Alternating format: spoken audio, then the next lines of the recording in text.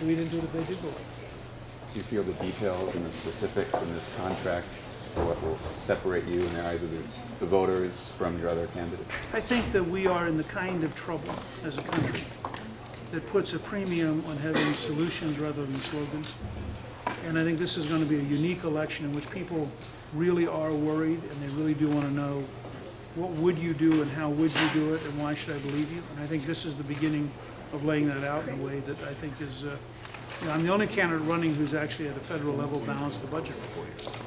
You worry that you're throwing a lot at potential voters in Sure. the 30-second soundbite world that we live in to go and click on 26 pages? Look, the 30-second soundbite's designed to say, why don't you go to newt.org and read the 23 pages? And if you don't want to read all the 23 pages, tell me which part you care about and go read that part. But you're right. I mean, I have a bias.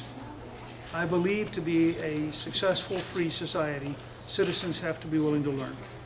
And I'm prepared to have a conversation on the grounds that in the end people care. People are worried about the future of this country. They're not in a shallow way, but in a genuinely deep concern.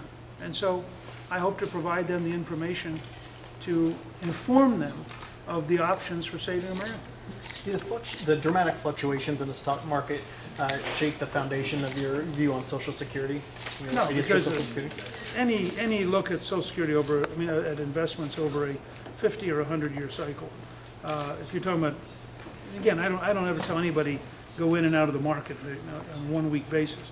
But as a general principle in investing in America over a 100-year period, you consistently come out better than you do with the kind of return you get out of Social Security. Why go with the dual income tax system? Why give people a choice there? Doesn't it make it more complicated to administer? Not very much. I mean, because the flat tax is so easy to administer. I feel that Steve Forbes learned, actually campaigning out here, a very painful lesson, which is that you can't impose a flat tax because it immediately becomes translated into he's going to take away your home mortgage, he's going to take away whatever your particular. And so the only way to start giving people an opportunity to have a flat tax is to have it as an option, not as a replacement, because it's just too hard to get people to agree to take the risk. Now, you may only have a small number of people take that choice, but we have found over time, talking to people, that it's giving them the right to choose that is very, very popular. The U.S. has small cohorts of troops in other countries besides Iraq. Can you pull troops out of any other country that is around? I think when you are next to Iran and you have the level of overt hostility that a number of key leaders have expressed in Iraq, that you have to think about it long and hard. But I would say the same thing in Afghanistan. I mean, you want to be large enough to defend yourself, or you want to get out. You do not ever want to get small enough to become vulnerable. But I think you have to do that on a country-by-country basis. The deeper question is, what is our grand strategy? I mean, given what Admiral Mullins has been saying, which is really very profound to have the guy. Now, he's only saying it as he leaves. But it's very sobering what he's saying about his view of Pakistan at this stage. And how does that affect your whole thinking about the scale of the conflict we're in? With the fundraising quarter coming to a close, how are the numbers? See, I knew you couldn't resist. I'm not going to answer you. I think that you should really go home and think about why you'd even asked that today. Can you comment about the potential front-loading of the nominating process with Florida moving up in Iowa? I mean, how does that impact your campaign? Well, it's going to make Christmas just wild. we were in a scheduling meeting yesterday, and Calista and I were going over this stuff.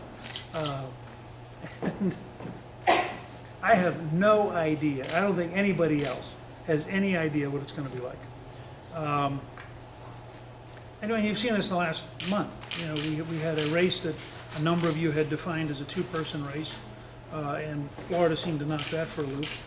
We had a guaranteed front runner who was way ahead until the Fox News poll came out yesterday, and that seemed to get knocked in. I mean, who knows? I assume it'll take a huge premium on media, just because you're not going to be able to be everywhere simultaneously. But I have no idea. My curiosity, and I'm sure people are gaming this out, my curiosity is, if you have proportional representation in the first 6 weeks, you're going to have potentially a wide open convention. I mean, this could be the first time, you know, in well over 60 years, that you end up in a convention that you literally, maybe going back to 1940, that you won't know going into the convention who the nominee's going to be. Thank you, but thank you, everybody. If Iowa Republicans ask you, would you refrain from campaigning in states that break the rules as far as when they're scheduling their early contests? Well, Iowa is going to be the first place in America, and New Hampshire is going to be the first primary in America. Both those are just plain a fact. When they occur, I don't know. I will be here campaigning in Iowa whenever Iowans tell me to come.